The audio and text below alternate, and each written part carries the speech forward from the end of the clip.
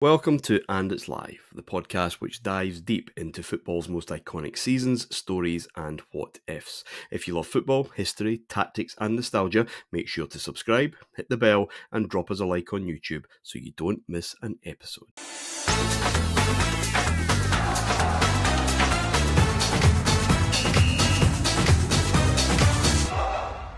Hello and welcome to the main event, the Champions League history show here on Heart and Hand. I'm Martin, your host as always, and it's 0203 that we're kicking off with this week. Things starting to get very interesting. I'm joined as always by my two friends and colleagues, Mr. Adam Thornton. Good morning, evening, afternoon, Adam.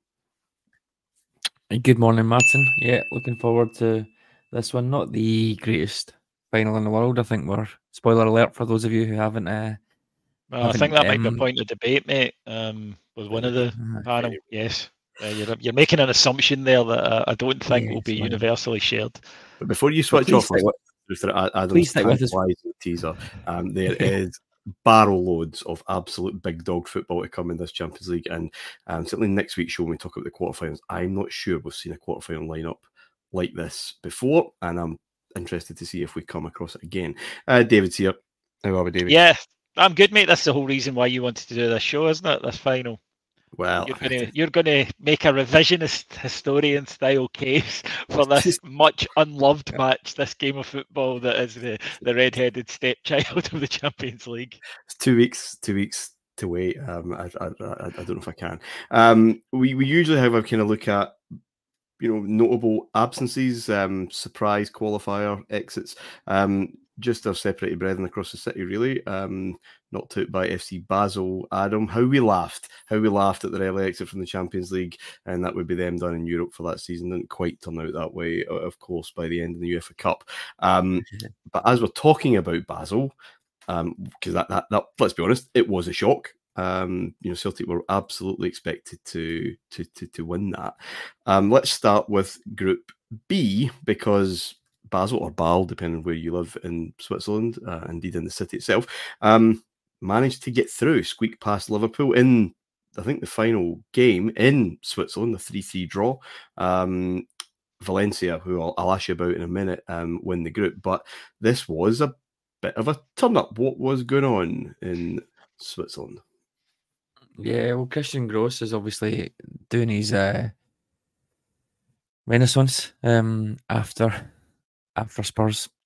So he goes there for he goes there for 10 years or so. They do pretty well. He wins four leagues, I think, when he's there. Another 4 cups. So they do quite well. I guess one of these things, and we did the same when we probably spoke about Grasshopper almost 10 years before. You think they're not going to beat us, no chance. But just a couple of really good seasoned pros in there. They've obviously got the Yakin brothers at this point. Pascal Zuberbuller, who I always loved the name of, as the goalkeeper. He's there as well. Mostly, I mean, it's mostly Swiss, as you would expect, but there's a few Cameroonians in there as well. Timothy Atuba, who I feel like maybe was at Spurs for a bit later on, potentially, was there, and a couple of Aussies. So it's a wee bit wild cardy. This is not the Basel that we know now, that you think, oh, they've been relatively successful. They've got a really good academy, and obviously Mo Salah went there, didn't he, and came through, and the fact that they've got that little bit of history. That's not what they were at this point, unless my memories serve me incorrectly. They were relatively unknown in that sense, but there is the makings of a pretty good team there, and Christian Gross, we probably turned our nose up. We as a British football population probably turned our nose up at this, given how rubbish he was at Spurs, and therefore you can never be good ever again when you failed in one place. But yeah, a decent decade or so for them around about this point, and this is right bang in the middle of it. David, they're very good at home, but you kind of have to be if you're a new kid on the block in the Champions League. They beat Spartak Moscow at the start. They went to Anfield, got a draw in Anfield. They got their pants pulled down in Valencia. Not only tried to do that, but they drew with Valencia at home, and then Liverpool travel there in the final group game. You know, Basel are a point ahead. Basel are 3-0 up in 29 minutes. Yeah, Liverpool do stage a kind of second half comeback, 3-3. I think Owen scores with 5 minutes to go, but there's not. They just run out of time, obviously. But they were dynamic. That stadium, when it gets going, can be quite an impact. To be quite a support for them, and nothing new for Liverpool. Obviously, you know, very well used to various different atmospheres. They've got one of their own, but this all of a sudden turned into a place that no one really wanted to kind of go to. It did. I mean, I remember watching this game, and Basel have one of these weird things because they get 9 points to come out this group, which is a fantastic achievement. They're the only team to take points off Valencia, who 5 wins and a draw. But their goal difference is level after 6 matches, 12 scored, 12 conceded. So I always find that a little bit strange. You know, Liverpool in third, 12 points, or 12 goals scored and 8 conceded. But just the sense of what am I watching here as that opening 30 minutes unfolded. Because I think that most people had felt that although it would be a tough game, Liverpool would get what they needed. I certainly felt they would. And it was so inept, the Liverpool first half display, that they were all over the place and they were getting pulled apart. Adam mentioned there about this was sort of why Tottenham had gone for Christian Gross in the first place. You know, it hadn't been a random selection. These days, I think, you know, we would be far more receptive to it. Where we know everything about him. We knew where he would get the bus and whatever else. You know. Exactly, and we would know he's come in to implement this style of playing. Maybe he would have been given time, but of course, in that era, it was we've never heard of this guy. Ergo, must be pish. That sort of pre-Wenger era, but the Basel team was fast. It was dynamic. It got the ball down, and it completely passed around an incredibly static Liverpool team in the first half. In the second half, Liverpool do what, as a club, they've been very good at over the years. I can think of another 3-3 game that we probably will discuss in this series at one point. And it's similar to that, where this is not a calm heads and cool tactical response. This is just Houllier quite clearly gives them the good old-fashioned get out there and do a bit better. Basel relax a little bit, 3-0 up. That happens in football. And Liverpool just pile forward with nothing to lose. The last few minutes were incredibly exciting because one more and Liverpool are through. Yeah. It's an interesting... They had about 8 minutes in total to do it. The interesting kind of season for Liverpool because they 2000-2001 they had that what they called the quadruple. They won the UEFA Cup. They won the domestic cups and they finished the top 4 for the first time to qualify for the Champions League. And then they were so close last season to get into the semi-final against United, and they'd beaten United already that season and twice, I think, in the league. And now it's just starting to go out of steam a wee bit for Houllier and Liverpool. Houlier's health and all that being a factor that's now kind of come at the boil. Adam, Valencia scushing it. What has changed, if anything? Because you know they looked as if they've had their moment in the sun. They haven't quite taken advantage of that. 2 finals, didn't win. A lot of that team still there. Some of the defensive structure seems fairly consistent. Big John Carew is kind of leading the line with Aymar. Big man, little man. David must be happy and all that. But what's going on with Valencia at the moment? Rafa there now, presumably. Yes. He is. I guess just to say again on that Basel thing, just to I guess give the magnitude of it, a bit of context. They were the lowest ranked team in pot 4. The coefficient. I know the coefficient is based on how good a team you have been and not how good a team you have now, but they were the lowest with 14 coefficient points, and pot 4 had Rosenborg, Newcastle on 43, 47. Liverpool were on nearly 80 coefficient points, so it's quite a big disparity. So it just adds a bit of context that this wasn't a team that had been consistently overperforming or anything like that. They were just coming in. But anyway, Valencia, I think obviously Benitez comes here now, and well, I guess we will speak about him very much over the next couple of couple of years and longer. Carew does well for them this year, I think. Not exactly a prolific goal scorer, really, but he is that that sort of big man that you would like. You've then got Aymar buzzing off him. You've got Mista, who was I always felt like Mista was a bit of a Santiago Solari regen. He just played out way down that left-hand side and obviously wasn't anywhere near the levels, but he was a really solid player for Valencia around about this time. So yeah, they're doing okay. Obviously, they're missing Mendieta big time at this point. He's now obviously back at Barcelona. Still got Keely Gonzalez, but doesn't. Not the same. He's not the same now. I think the injuries. I think this might potentially be his last season, and he does the most Valencia thing of this point and goes to Serie A and goes to Inter, which half the team seemed to do at this point, and they still had that pool Serie A. As we've said, it's in decline now as far as I'm concerned, but the pool is still there. So he goes at the end of this year, and I guess that is the real sort of turning point for them. So yeah, I mean, you can't argue with them in this group. There's a few teams really showing what we've discussed a lot here, where maybe not been the case for a few years of this show, where you've got that huge disparity between how well a team does in the league versus how well they do in the Champions League. But Valencia are probably one of those here, certainly in these initial rounds, and Barcelona will come on to very much the same in terms of the massive disparities. So yeah, it's interesting to see that come back as well. And Valencia, they won the title next year, don't they, Adam? And the UEFA Cup. Yeah. So clearly something is Benitez is getting the most out of those resources, even if there's this feeling of maybe missing out. Sorry, David. Maybe it is just that. Maybe it is just that dip. That not a new manager dip, but you know what I mean. They've had such a period under Cooper, and Benitez is coming in, and maybe just takes a season to get them going. But yeah, certainly not great in the league this year. It's fifth, I think it was, or sixth. Yeah.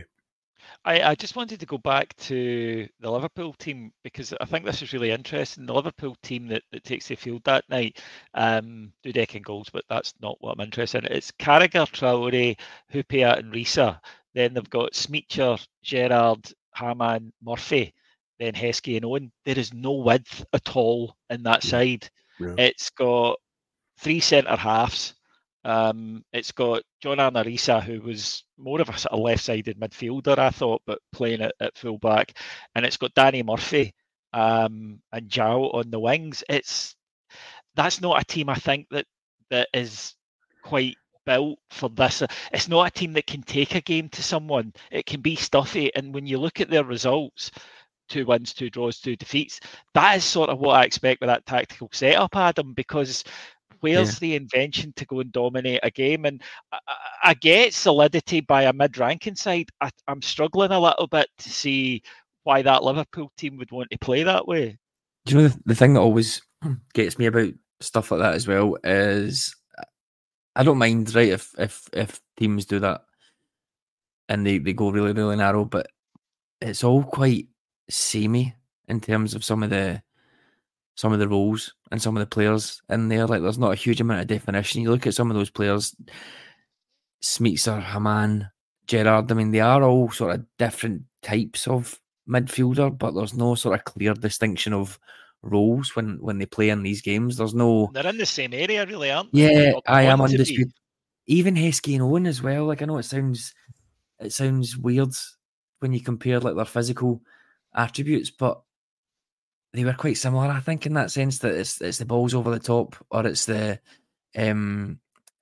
pace to get by your man. There's not really neither of them are going to go wide. Neither of them are going to necessarily, I don't think, be a ridiculously good target man. I might be misremembering Heskey. No, you're not. Heskey, people confused his size with he was, Mark Hateley too, and he wasn't. So it's just a bit weird. You've basically all you've got is width from Jordan Arisa, and then 2 guys that you wouldn't really want to be crossing the ball into anyway. But the midfield is maybe a bit more possession based rather than sort of playing to their strengths. Yeah, it's just a bit of a muddle. I think I said for a few shows that I didn't like this at all from Liverpool. I was never a really massive fan of it. I liked some individual players. Owen, Gerrard, John Risa, but the whole thing, it never really caught my attention. Well, they might catch attention in a couple of years, that's for sure. Another group there's some that are fairly prosaic that will mop up at the end, but Group D, Inter win, and I'll ask you guys about where Inter are at this moment in time in a minute. But what catches the eye is the return of Ajax. Now they go through just same points as Lyon, who go into the UEFA Cup, and really, if Lyon had got a win in Norway at the very end of that group, they would have gone through. But Adam, this is a kind of welcome return and a new Ajax. There's Latan's there. What do you cry him? Rafa Van der Vaart's there. Steven Pienaar's there. This is something to be excited about for a brief moment until all these players, of course, as they do, fuck off to all parts of Europe. Yeah, I think it's a nice example, I guess, of before, if you like. I know the Ajax team that we spoke about in the mid-90s obviously had a couple of years together. It wasn't necessarily loads, but you probably see it breaking up even quicker here, with some players going here, some players going there. They don't even get a full season, really. They do have a couple of good players there. They've got a few players in there that will go on to be solid pros as well, like Johnny Heitinga, Christian Kivu, all those type of guys. It's a bit... We spoke about the cycles of Barcelona on this, and there's a little bit of that going on here. You can see the sort of the young players there that you can see that they could go and build a team around if they had the financial clout to do that, which we know they don't. But then you've got a few sort of odd job players that probably really don't belong there, and it's a little bit of a strange one. Thinking like guys like Richard Witschke, for example, who's there now but had left. I think pound for pound, he must have the unluckiest Ajax career of all time, because he left in 1991 and he came back in 1996. He just missed the whole thing. Like, you missed the whole thing. Fair enough, he went to Barcelona and he won the league and he won the European Cup in 1992, but still, I think it's just, I was away for 4 years. What happened? Well, got too much. The best story in Holland in 30 years happened, and you missed it. Koeman's the manager here as well, and I might just take this point to moan about Ronald Koeman. I don't know if there is a bigger disparity between a playing career that you admire so much and a managerial career that is just a big wet fart. Like, I don't know. It's just, I find it really, really dull, and he is still really dull. He's like the bad bits of Van Gaal and Saki had some sort of weird baby. Just there's nothing to him at all. Won a couple of titles. This is all this either utter devotion to Cruyff or a kind of rejection. Need to be completely different, and that kind of runs through Dutch football. No, that Cruyff is so overbearing at times that you're either an absolute acolyte or you say, no, actually we don't win enough like that. I want to be a wee bit more pragmatic, blah blah blah. Because there is that kind of heel turn. Van Gaal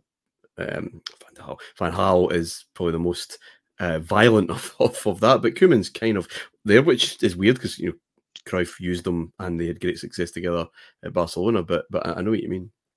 Yeah, I feel like he's just kind of in the middle of that, where there isn't a style. Almost Van Gaal's was just the polar opposite, and that was fine because you knew it was the polar opposite, and I got on board with that. I think I've said on here I loved that Ajax team, probably more so than some of the Barcelona Cruyff teams. But Koeman's just like a bad Ancelotti, I guess, is the way that you would describe it. An Ancelotti without the glamour.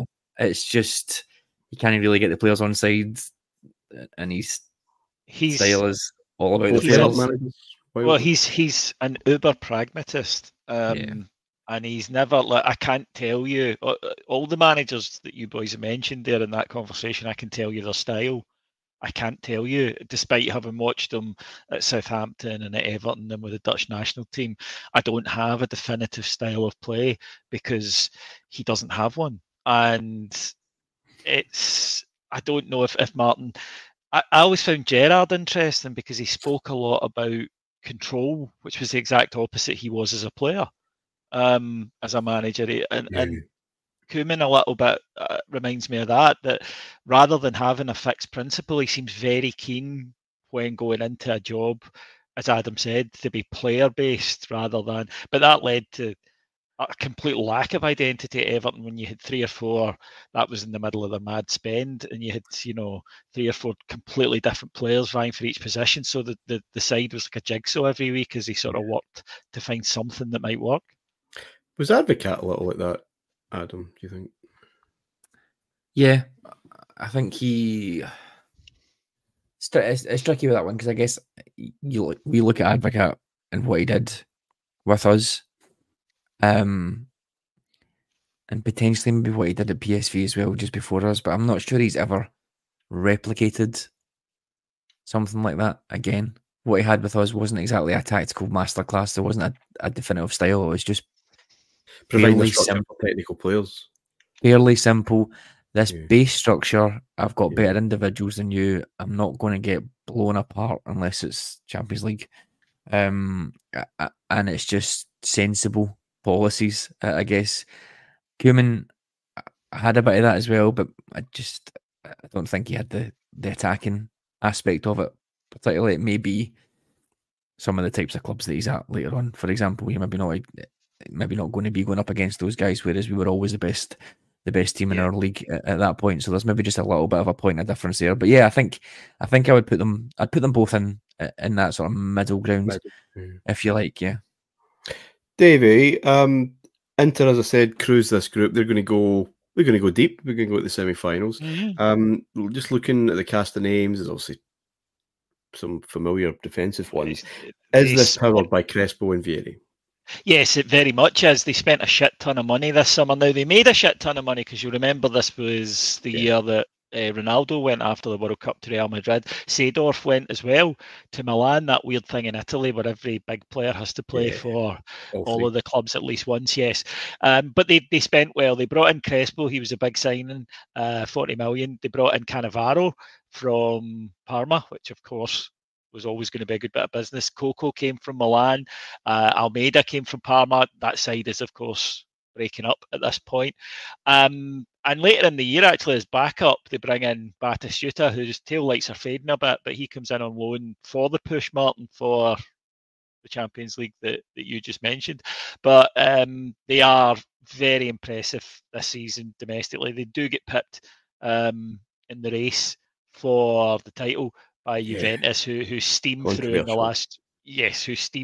last few weeks and end up taking it by a few. But you said, is this powered by? Well, to put it into base figures, Vieri 27 and 37 for him, and that kind of tells you the impact. He had 16 and 30 from Crespo, and then he gets injured. Only 2 and 12 from Batistuta. As I say, unfortunately, he's on the downslide. That's why he was available on loan at that point. But the partnership between those two was terrific.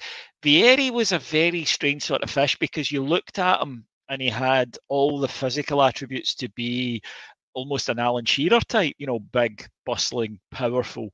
He really didn't play like that. He was a terrific finisher with electric movement in and around the box, almost Inzaghi-like.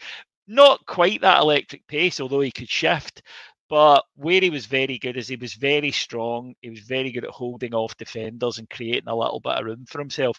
But he was also, and here I will make a comparison with Shearer, a bit like Harry Kane, the modern age, one of these guys who just had a wonderful shot selection.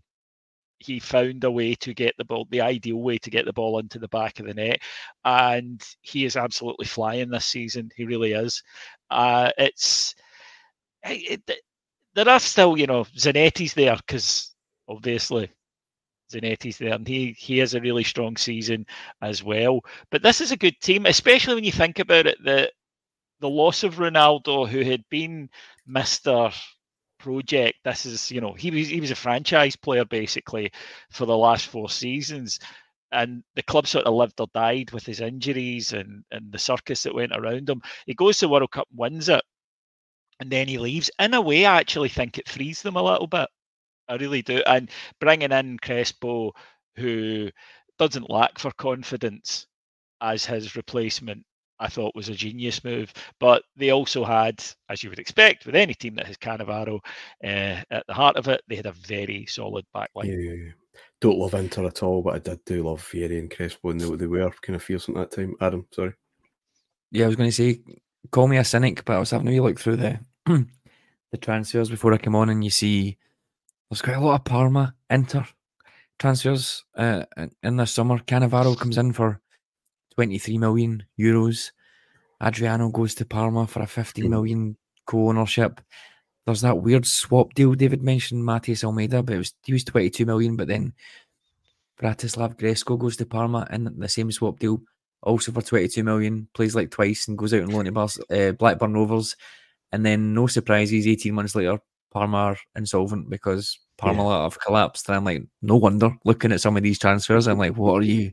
Are you suggesting that Parmalat, the company who exploded in an accounting and corruption scandal, may have been doing some dodgy things with with that bastion of morality that is Inter Milan? I know, it's funny, but you can't even. I don't remember at the time. I was probably too young and naive about it at the time. But you're looking at Fabio Cannavaro coming in for the same price as Francesco Coco comes from Milan. Yes. You're like, what is going on? Like, there's obviously, you can have financial issues and be struggling, but I don't remember hearing much about the financial issues in the summer of 2002 at Parma. So there's obviously something happening there. Yeah, it's a kind of tip of the iceberg thing that once revelations about a company like that come out, Enron's another good example from round about this time. Actually, it's the end of the 90s bull market, and a lot of companies who'd been flying by the seat of their pants and achieving incredible valuations when the stock market was going nuts.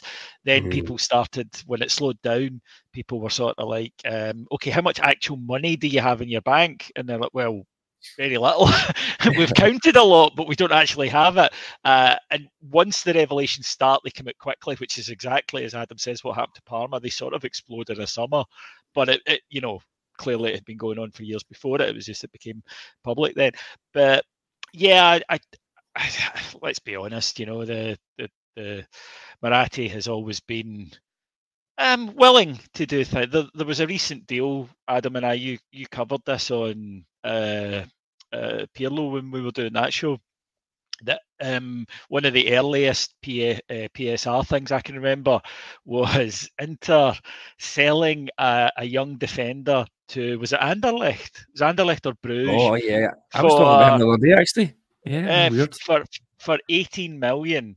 Now, the record fee in Belgium at the time was 10. This guy went there for 6 months, didn't play, and Inter bought him back for 21 as soon as the new accounting year started. So, again, though, they don't see it as that. They see it as you take every advantage, you go through every loophole. It's just a cultural thing to us, but it is pretty dodgy. Speaking of Italian bastions of morality, Juventus won Group E fairly convincingly. We'll talk about Juve further down the track, obviously. This story is not about Juventus. The story of this group is Newcastle United. Defeat in Kiev and then pumped in Turin 5-0 in their second game. And then... Sorry, no, that's Kiev. They lose at home to Feyenoord and then 2-0 to Juve, a Del Piero double. So 0 points from 9, Davey. No club has come back from that.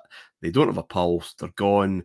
They do win that return game at St James's Park against Juve, and then they beat Kiev at home, and it's all about the trip to Rotterdam at the very end. And 2-0 up, and then pulled back, and then Craig Bellamy, injury time winner, to get 9 points from the last 3 games and go through. Davey, this was remarkable under Sir Bobby Robson, of course. Yes. The one thing that, do you remember the guy who scored the goal against Juventus? Griffin?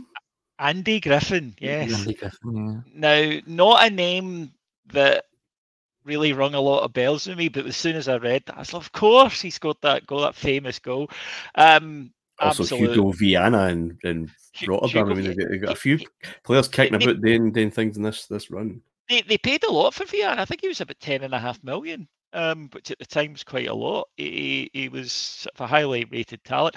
Yeah, under dear old Sir Bobby, they get off to a bad start and they look sunk halfway through the group. They absolutely do.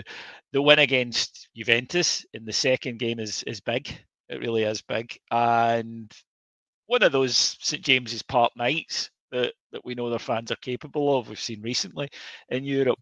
But the last game is incredibly dramatic. They look as though they're going to do it. You know, they really do. They're 2-0 up and they're cruising. They get pegged back quite late on, well after the hour before the first goal goes in. And then, as you say, dying dramatic second. Craig Bellamy was a very good football player. His personality clouded it, I think, at times. But he had a lot of attributes in the modern game. He had pace. He was a good finisher. He could link. He could get involved in the play. But that goal, when it went in, was just, you know, it was absolutely incredible to see. Because who doesn't want to see Bobby Robson do well? And you could see how much it meant to him. You know, he was genuinely emotional scenes on the bench. But it's a remarkable comeback, and maybe it is just that freedom that comes from with nothing left to lose. Let's just see where it takes us. And again, a bit like that Liverpool comeback, except theirs is successful. Obviously, they're just going for it. See the last 5 minutes of the game. They are just. It's like waves and waves of attacks. Eventually the chance comes and it's taken. So this is what you want, isn't it? This is exactly what this competition should be about, going to the last kick of the last game. A truly terrible defence, I think. As good as they were going forward. That season before they finished. Some club traditions remain consistent throughout time, and they're just holding dear to what makes them special. But how funny is it? You look at it like that season before they finished 4th, they conceded 52 goals, which is like 14th or 15th best in the league. And Bobby Robson, God bless him, who I absolutely loved, thought, summer of 2002, what do we do? How do we solve that defensive crisis? Let's spend £5 million in Titus Bramble for the Champions League. He had a good PR. Hero Titus. I think that we're in the early stages of what we would recognise as modern centre backs, i.e., tall, elegant. I would, believe it or not, and this is going to maybe sound daft to younger listeners, but I wonder what you two think of this. I think Ledley King changed a lot of opinions in England, along with Rio Ferdinand, about what a centre back could be. And I think Newcastle were wanting a player like that, and Bramble had shown early potential of being that sort of elegant, comfortable on the ball, doesn't dive into tackles, you know, not your traditional blood-soaked headband centre-back, but more somebody who doesn't go to ground a lot because he doesn't need to. Things that we're all very, very au fait with now. And I think it was Ferdinand, obviously, but Ledley King as well, when he was on a park, that almost sort of changed what a centre-back, and football is changing as well, as we've said. But Bramble, a great example of somebody being thrust into a role that they are not yet capable of, publicly exposed and becoming a joke figure, really. And that Juventus game is what, Aaron Hughes, Andy O'Brien, Andy Griffin. Yeah. Dabizas, fair enough. I thought I liked Dabizas. Probably most remembered for being the pawn in the Bergkamp twirl. Goal, but he was good. But I mean, Aaron Hughes, a great pro, would go on to be a great pro at that point.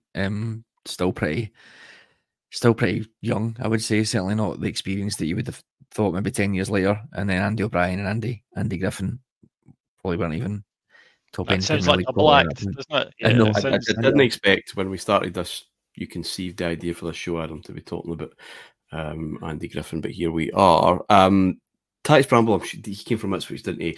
When they under Burley, when they did a good old shot at the Premier League, you know. They did well, didn't they?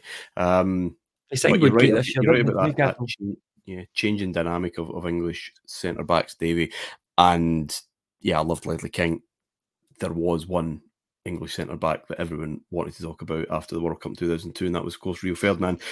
He went to United, well, from one United to the other, went to Manchester from Leeds, Adam, and everything kind of settled down now. Fergie is staying, all has been forgotten, and they look just a different animal altogether. Reunited with Bayer Leverkusen in their group, beat them home and away. 5 wins, 1 defeat. That's in Israel against Maccabi near the end of the group. They're already through, I think.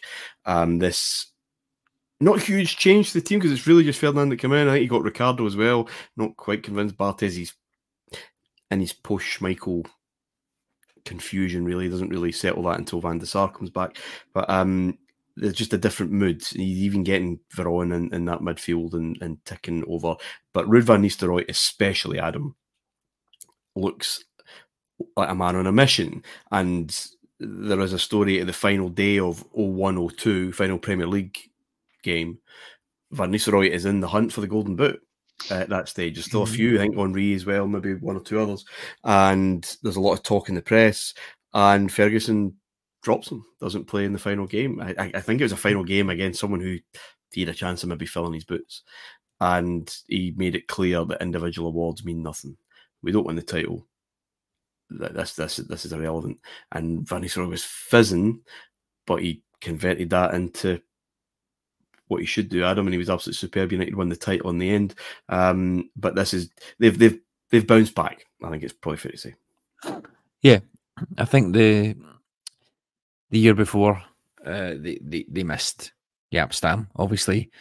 Laurent Blanc comes in like that year before, but it is really Ferdinand. They're probably still needing that young player to come in to sort of set that situation. They had Van Nistelrooy come in the year before, and that's great. That added to the attack. They're starting to make those moves out. Andy Cole, Dwight York, Blomqvist are all going the year before and this year. And some of the older stalwarts as well, if you like, Van der Hau, Dennis Irwin, Ronnie Johnson that year before. But this is them now maybe starting to get into that modern era. We talk about, or we have spoken about, haven't we, the 3 Fergie teams, really. We're starting to see this one form. And very, very good. Ruud van Nistelrooy, like you said. I mean, that certainly players closer to home for us would go and have monumental huff about things like that. But to his credit, he comes back again, top scorer in the Champions League this year, and was just fantastic. I don't actually think, maybe it is just because he goes, Van Nistelrooy at the point he goes, and then you've got the Rooney, Tevez, Ronaldo show.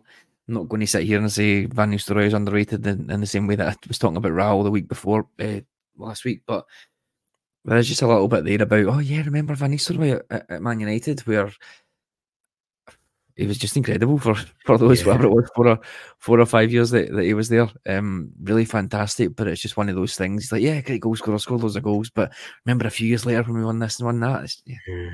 Well, we'll maybe talk about it when we get to 07, 08 or whatever else, Adam, when Ferguson does have those 3 that you mentioned, they work in a very different way. Ruud van Nistelrooy is at heart still a penalty box. Right now he can play off the shoulder. He's great awareness of that. But I think that United team's going to change, and they do bounce back. They do win the title, but as we're going to find out, they're going to go into a wee bit of hibernation over the next few years in terms of the Champions League, in terms of the title. Things are going to change also with Arsenal's Invincibles, and then Mourinho coming, and he really is getting rid of. He's going to sell one very big player at the end of this season. We'll talk about that maybe a wee bit more next week, and then building his kind of younger team. But I think you're right. We forget just how lethal Van Nistelrooy was in this team. Yeah, that's maybe the interesting point, because Van Nistelrooy coming in again. Not an exact comparison, but he's bringing him in as a replacement for Dwight York, or a replacement for Andy Cole, as here's my number 9, here's my goal scorer, here's my focal point thing. And then when it's time to move him on, we're now getting into as we'll talk about, tactical evolution wise towards the end of this decade. We're now getting into, well, actually, what about if we don't actually play with the number 9? What if we play with three players that move, or we play with a number 10, or we play with a number 10 up there that drops deeper, or we play with this false 9. So it's the evolution of football, I guess. It's maybe nicely pegged to that. So in essence, Van Nistelrooy's potentially his last pure goal scorer of that year.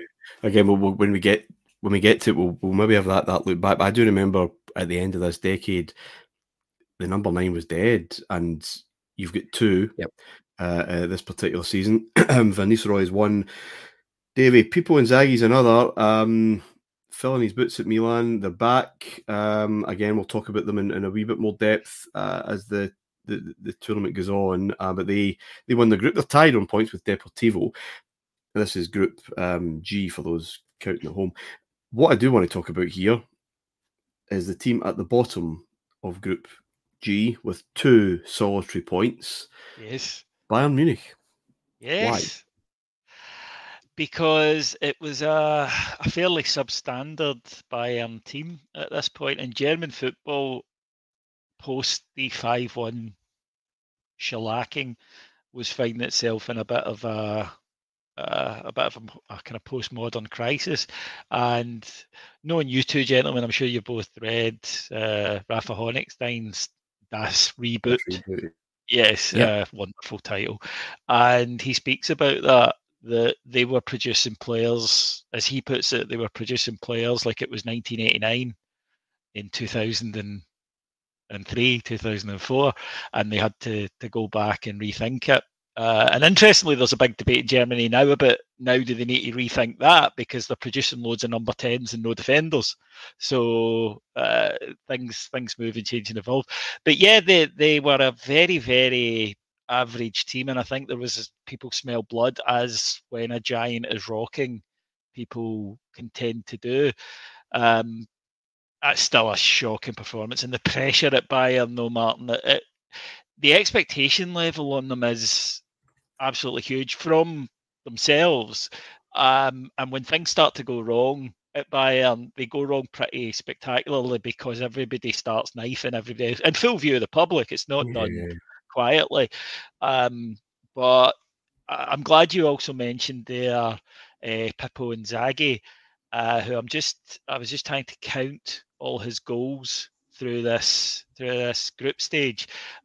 He scores 12. I mean, that's ludicrous in the Champions League. And I think we rode the Pippo weeks ago, didn't we? That the joke about he was born offside became almost synonymous with actually that's him as a player, when there was so much more to it. He was electric, absolutely electric.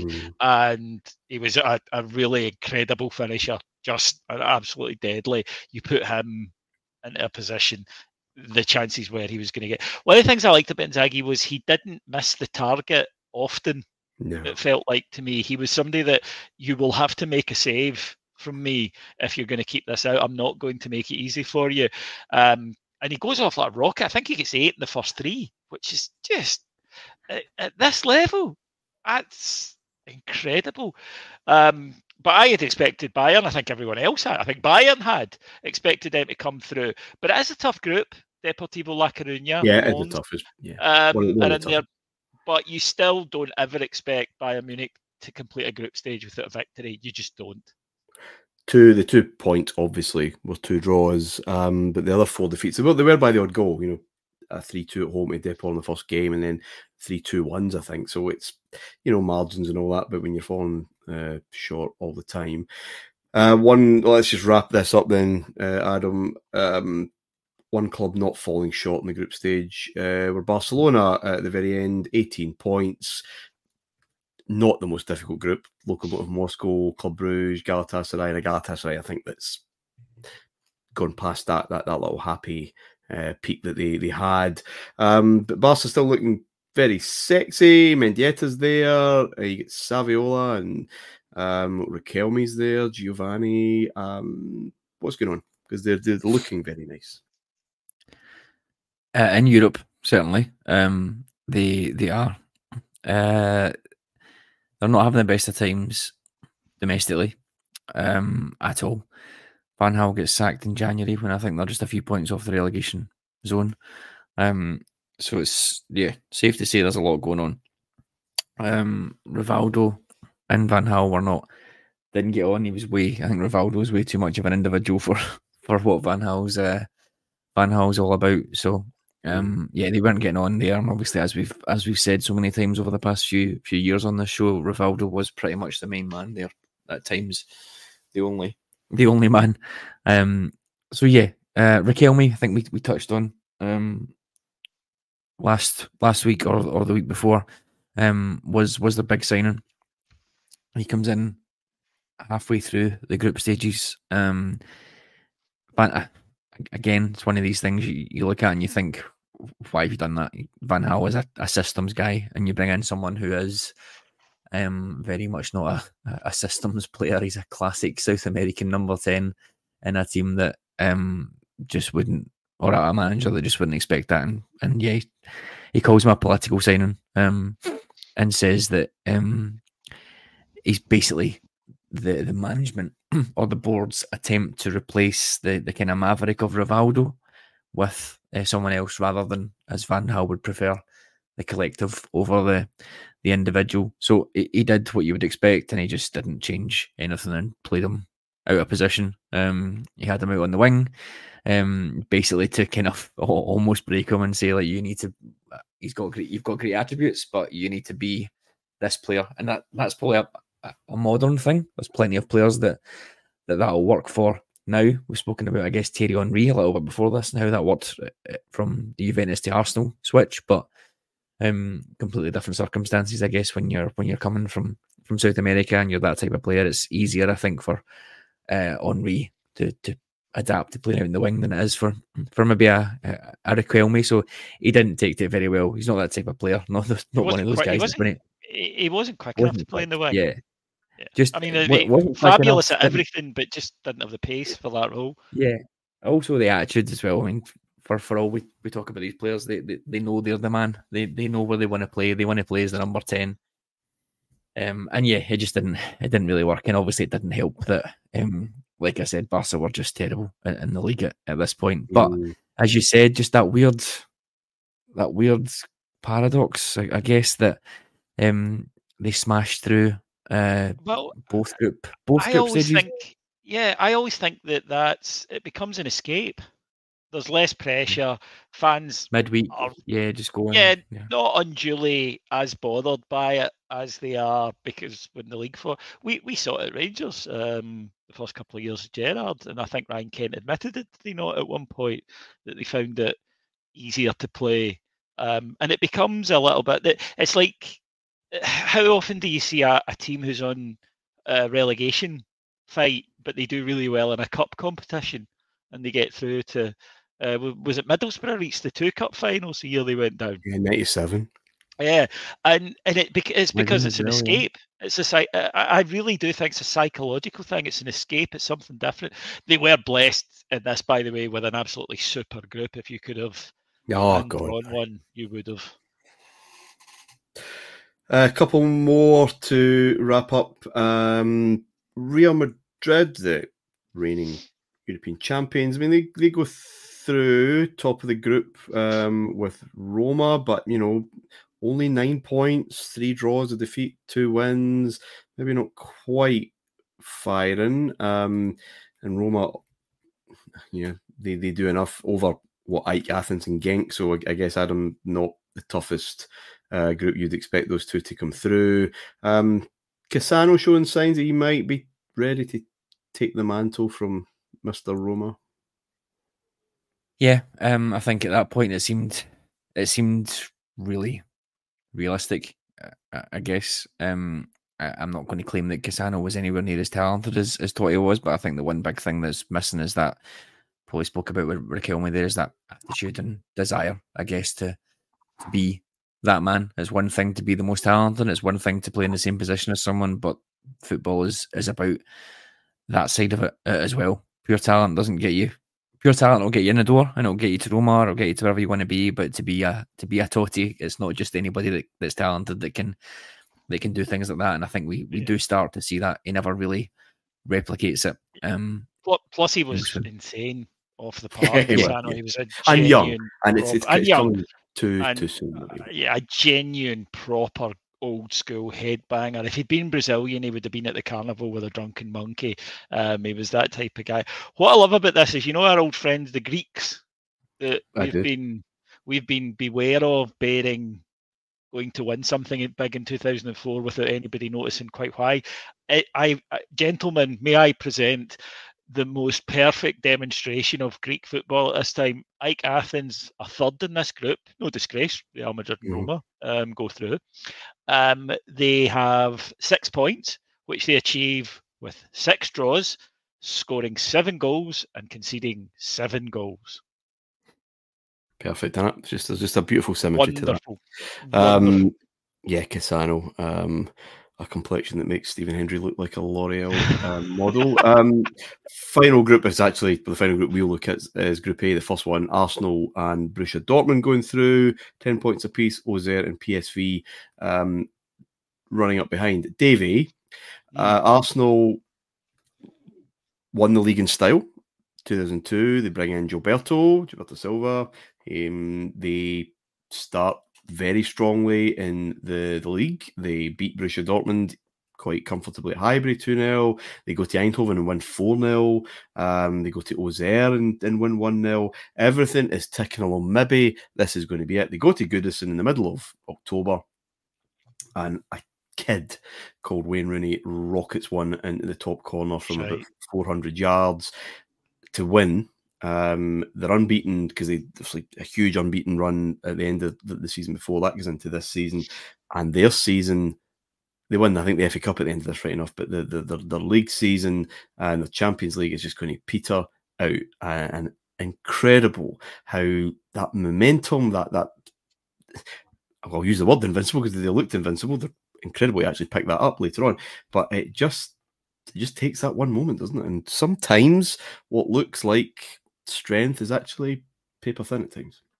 Yeah, the PSV performance that you mentioned was about as complete a demolition job as you can imagine. They were a goal up early and they just kept going, and PSV were lucky to get off the park that night in one piece.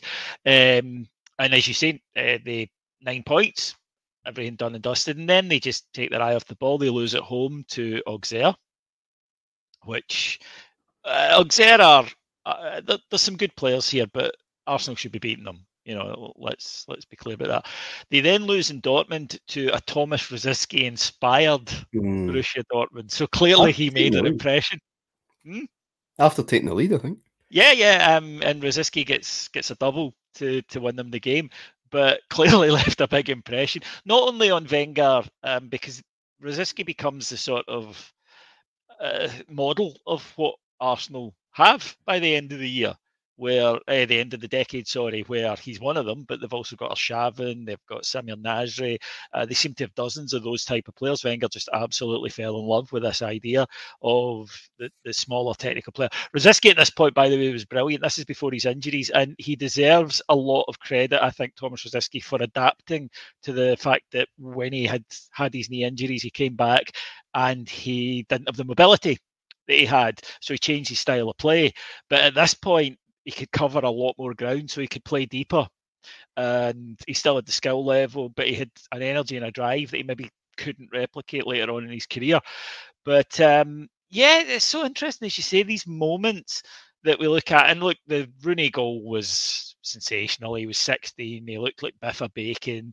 He was a working class hero, and there was just something really incredible about it. And you just think, right, okay. Arsenal didn't lose that game, by the way. I think it was 2 each, was it not? And no, they lost 2-1. Oh, they lost 2-1. But that was the run. That was the run ended. That was it. Yeah, but they peter out's the word. It wasn't like they suddenly got disastrous. It was just, there would be some wins and some losses, and it just all felt a bit blah. And they couldn't really lift themselves. And the Champions League is a great example of that in this group, because they do the business halfway, right? They're through. They've done it. But then they just sort of dick about in the last few games. And how many times do we see this in sport? In loads of sports, you cannot choose when you will take the foot off the brake, and then you can put it right on. The greats, the absolute greats, might be able to do that. Of any sport, really, if you stop midway through a season, it's very difficult to turn it back on, and Arsenal just don't manage it this season at all. And as you say, whereas over at United, they are, they've got Van Nistelrooy hunting down goals like they're going out of fashion, and they just, I think that United domestically anyway just looked hungrier, and maybe that was Arsenal's thing this year. They just didn't seem to have that. They would recapture it domestically, I think it's fair to say, but not for a wee while. That'll do us, boys. That's the first stage of 0203 done. Cheers, David. A pleasure as always, my friend. Cheers, Adam. Thank you. Back next week with the final second group stage of the Champions League. That experiment comes to an end, and the gold standard in quarterfinals. Until then, bye for now. If you enjoyed the show and want to help us grow, please remember to hit that like button and subscribe to the channel.